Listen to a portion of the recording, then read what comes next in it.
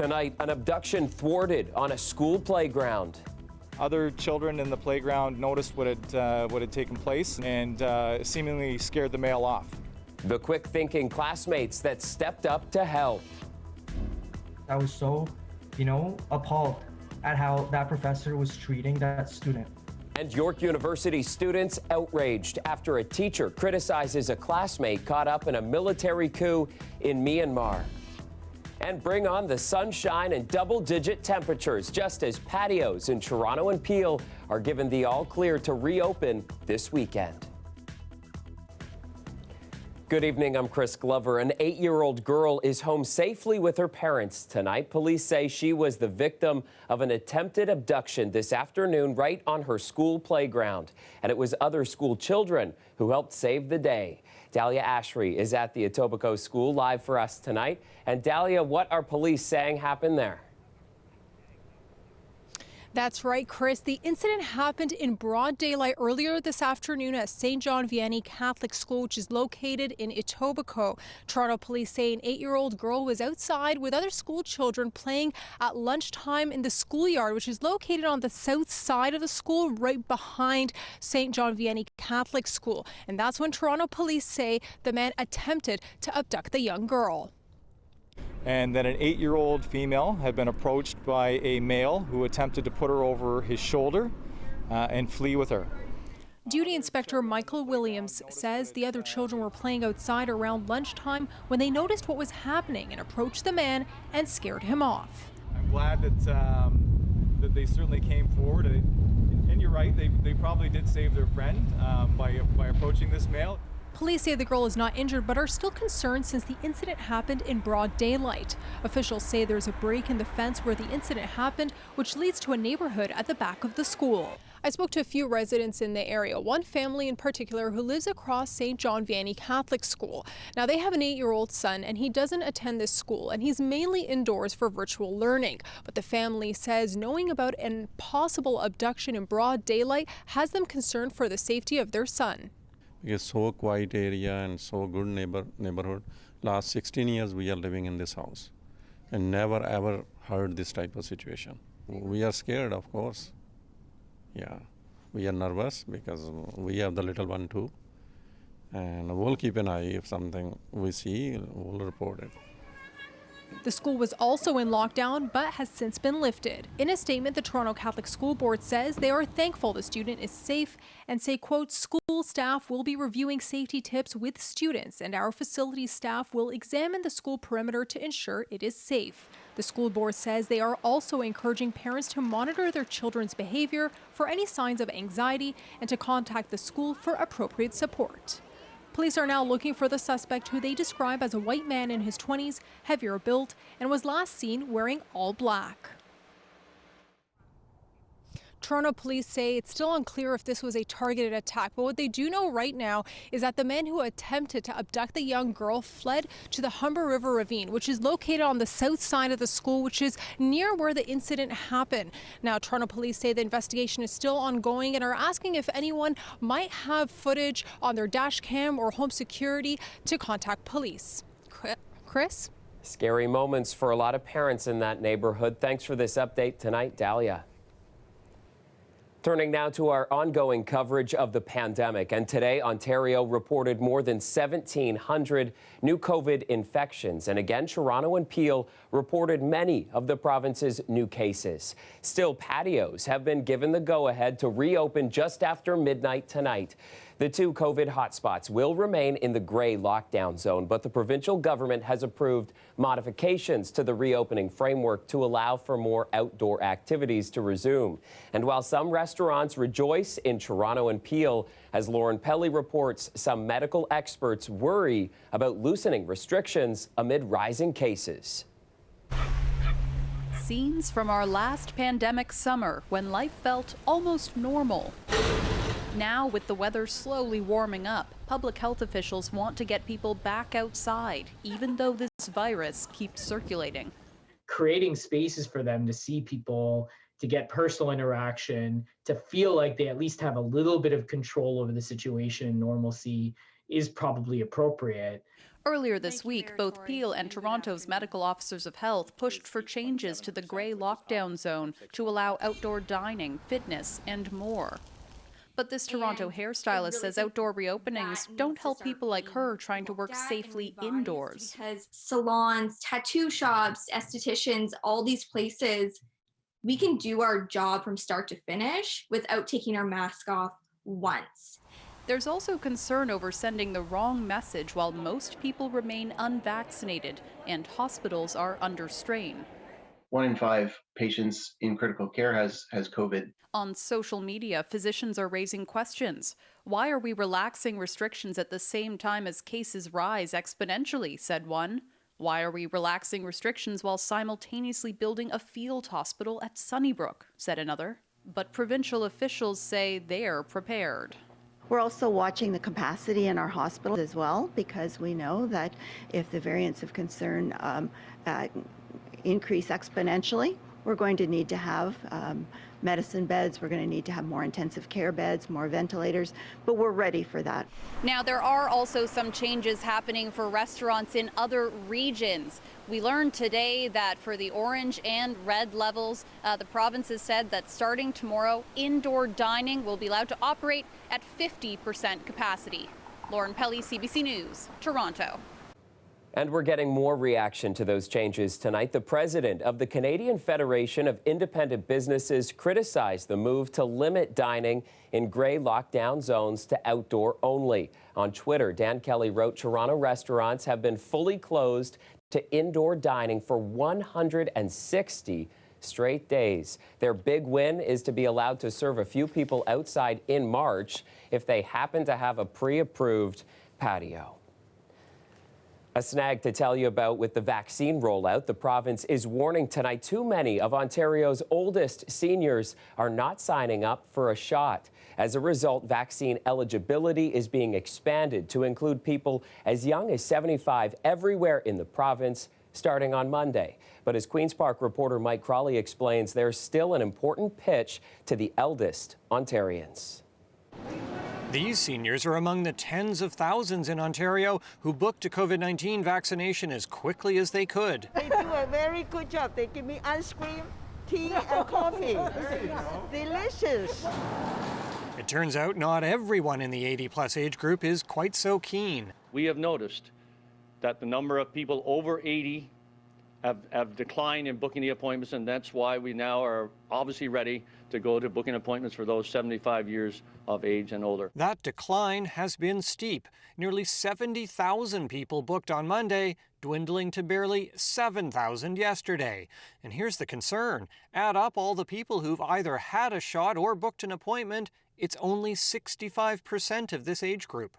The fact that they're not signing up for the vaccine and rates are going up and the risk goes up every day, you know, it is extremely concerning. Dr. Zane Chagla says he's surprised at the level of demand from the people who are the most vulnerable to COVID-19. And the fact that you can't get, you know, all of the 80-year-olds or at least a good chunk of them through these clinics because they're not willing to actually sign up, there's a lot of work that needs to be done on vaccine hesitation. I think we're starting to see how bad it is right now. The theories on why? Some might be finding it too difficult to book an appointment online, or some might rather be vaccinated at their family doctor's office instead of at a mass vaccination clinic. People who are elderly, frail might be challenged also, and also intimidated, by the prospect of having to go to some of these centers. And that's certainly something we need to continue to look into. This lower than expected uptake does mean that people aged 75 and up everywhere in Ontario can book an appointment starting Monday. We're getting needles in arms even faster than we could ever imagine. More than 60,000 shots were administered across Ontario yesterday. That's another single-day record. Mike Crawley, CBC News, Toronto. Eligibility is also widening for who can book an AstraZeneca vaccine. Those are available in some pilot projects at pharmacies and doctors' offices. But as Lorenda Redekop shows us, some groups worry the highest risk neighborhoods are getting left out. A popular spot this Friday afternoon, vaccinations, not just for people ages 60 to 64. The Aegis pharmacies have been vaccinating so far, but anyone 60 and up. I think we're very lucky to have heard about this because who knows when we would have gotten the vaccine otherwise. Standing in line like a bunch of cattle sucks. I don't like it. Saw the sign, got the vaccine, waited, and now I'm on the way home. It was great. It was easy. I think it was a real privilege to be able to get it today. Hours earlier, the Premier announced the number of pharmacies offering a COVID vaccine will double to 700, with the age group expanding to include seniors. But according to him, not just yet. Effective Monday, pharmacies and primary care settings can begin booking appointments for individual age 60 and over. It wasn't only this shopper's location where vaccinations expanded today. The same thing happened along Bloor in the Annex. I actually called them earlier this morning and asked if they were able to give people over 70 a vaccine. And they indicated yes. It's now 1 o'clock or so, and they are out of the vaccine. I'm 73, so I've been eagerly awaiting that news, and I went in, but right now they're out of supply. But those drugstores are in more affluent areas, which also haven't had the most cases. We mapped out the Toronto pharmacies offering vaccinations so far.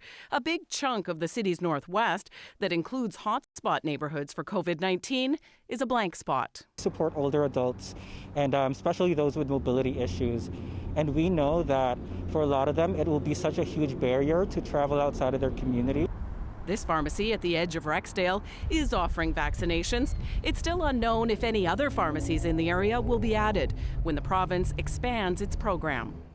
More doctors' offices will also be offering a vaccine. According to the Ontario Medical Association, 60 are doing it already, with another 30 to be added. Lorenda Redekop, CBC News, Toronto. To York University now, where a number of students have concerns about the behavior of one of their professors. Those concerns stem from messages the teacher sent in a group chat criticizing a student living in Myanmar. Greg Ross explains how the university is now backing the student. I was so, appalled at how that professor was treating that student. That was Ritvik Sahajpal's reaction after reading posts from a group chat for his first-year statistics course at York University. They were directed at a student who is studying from his home country of Myanmar, which is currently under military control after a coup last month. The student wrote to the professor, "I have just learned that from tomorrow, all cellular data, Wi-Fi, and internet services will be cut off indefinitely. Therefore, there will be a total communications blackout. May I please get a deferral for the midterm test too, or could the weight of that be added to my final?" To which the professor responded, "There is no deferral. It is transferred to the final exam. Last chance. Bad sign. Even the internet came down with COVID-19? Because of the way the professor had responded, specifically of how vague he was and how patronizing and condescending the professor was, he was very stressed. He had so much anxiety. But things didn't stop there. The student explained to the professor, "There was a military coup where I am living, and almost 200 protesters have been shot up until now. The regime has just decided to cut off all communications by tomorrow," which eventually garnered this response from the professor. "By the way, your remarks, both related to this course and your home country, made me wonder how you understand reality. People don't get shot for just protesting, but for a lot deeper reasons. And with loading everything onto the final exam, it's going to be tough to pass this course for lack of practice, if nothing else." Sahajpal was one of several students who began taking screenshots of the conversation. They posted them on social media and sent them to university officials. I thought it would have been a good idea to spread awareness of not only the what the professor had said itself, but also in terms of the conflict and the situation going on. In a statement, a representative from the university said they have been in touch with the student from Myanmar and have expressed support. The school would not directly confirm if the professor has been fired, but did say he is no longer teaching that class. Perhaps this makes it a bit easier as a student to continue doing well in this class and to be, involved. Greg Ross, CBC News, Toronto. The Ontario government Sunshine List for 2020 was released today. This is the annual disclosure of public sector salaries that exceed $100,000. The list grew by 23%, with the pandemic adding thousands working in healthcare and schools to the list of top earners. Ontario Power Generation CEO Kenneth Hartwick sits at the very top of the list, making more than $1.2 million last year. That is one of two salaries that topped $1 million, both with OPG, and you can find the full searchable list on our website. Still to come, GTA spouses separated because of the pandemic. When I came back to Canada, I started with my wife's spousal process. With each passing day, sitting and then waiting with hope that something will happen. The international heartache and what's taking so long to reunite these families. Plus, Nick's got some good news for everybody. The sunshine is here to stay and double digits are on the way. Your full forecast after the break.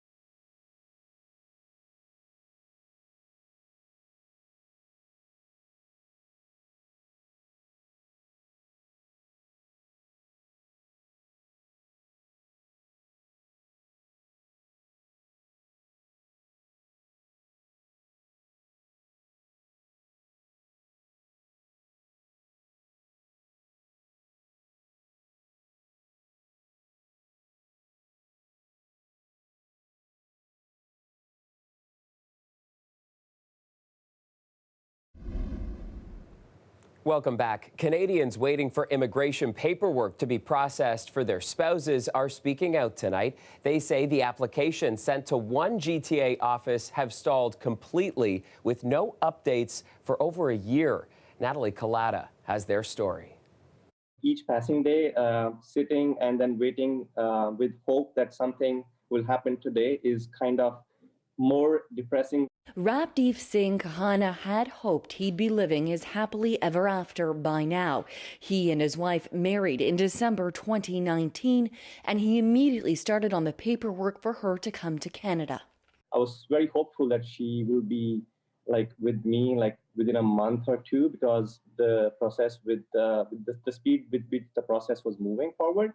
But then the pandemic came and everything got shut down. The latest update he received was a year ago. I've been suffering through a depression, and I was diagnosed with gastritis induced because of stress, which I didn't have any kind of medical problems before. From February 2020 to until now, we haven't received any single news or any single update from that office. Mujib Ashraf Dabgar is also waiting for an update from the same GTA immigration office in Mississauga. He and his wife married in November 2019. I called the immigration's office, the regular customer care, and they have a same story that because of the COVID, less people are working. But it appears it may not be the same story at other immigration offices.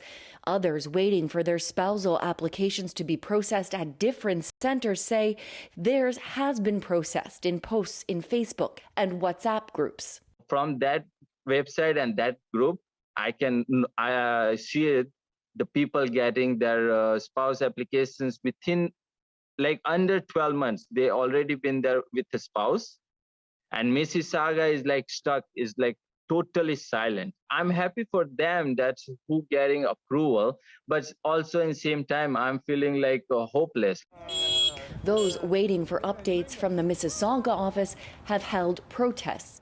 In a statement to CBC, the Department of Immigration and Citizenship says because of the pandemic, the in-person work at Mississauga was limited sooner and for longer than other offices, adding they've put in place initiatives to allow for remote work when possible, but can't provide updated processing times. So for now, Mujib and Ravdeep have no other option but to wait and hope for an update. Natalie Collada, CBC News, Toronto. After a gloomy day yesterday, today the sun reemerged, and as you can see, people bundled up to enjoy the sunshine and Toronto's beautiful waterfront. Not a bad way to say goodbye to winter, and Nick Cernkovich has your full weather details on how it's smooth sailing from here, at least for the next few days. Hey, Nick? Hi, Chris. Well, of course, tomorrow being the first day of spring, and it certainly is going to be a nice one. We had sunshine today, but we didn't have the warm temperatures. That all changes as we head into the weekend. In fact, our weather headlines, sunshine to kick off spring, double-digit temperatures are on the way, and there's no rain in sight, at least until Wednesday. Now, how did March stack up so far? Here's a look at some of the numbers. A couple things that stand out here. The average for the entire month of March is 4.6 degrees, and we've already had an average of about 6 degrees, so it's been a warm March.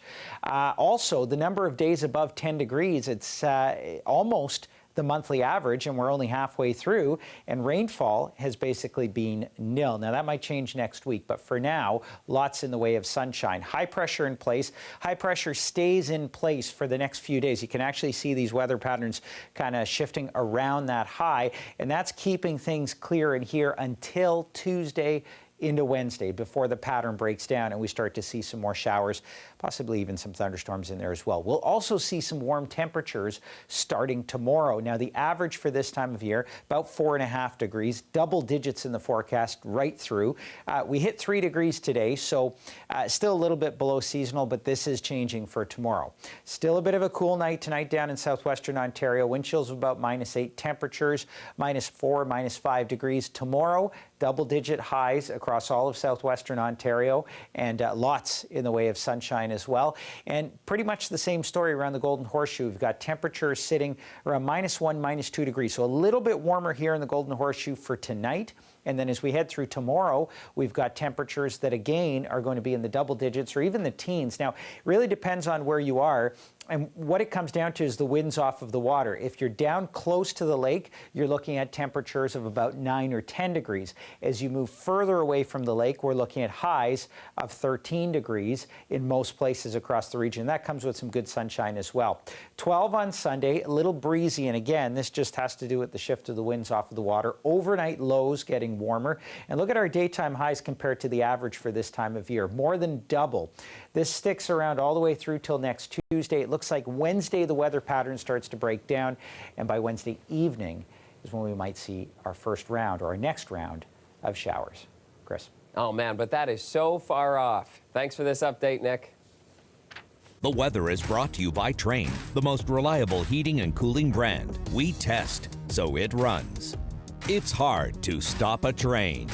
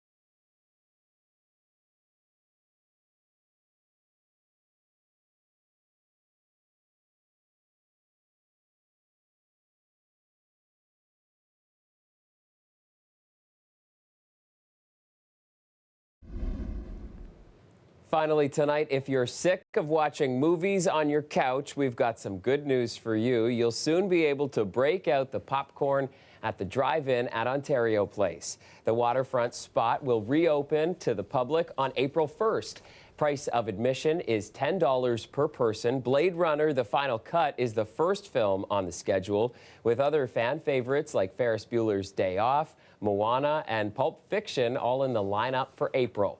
The Ontario Place Drive-In was a popular destination last summer, hosting a number of events, including film festivals and Raptors playoff games.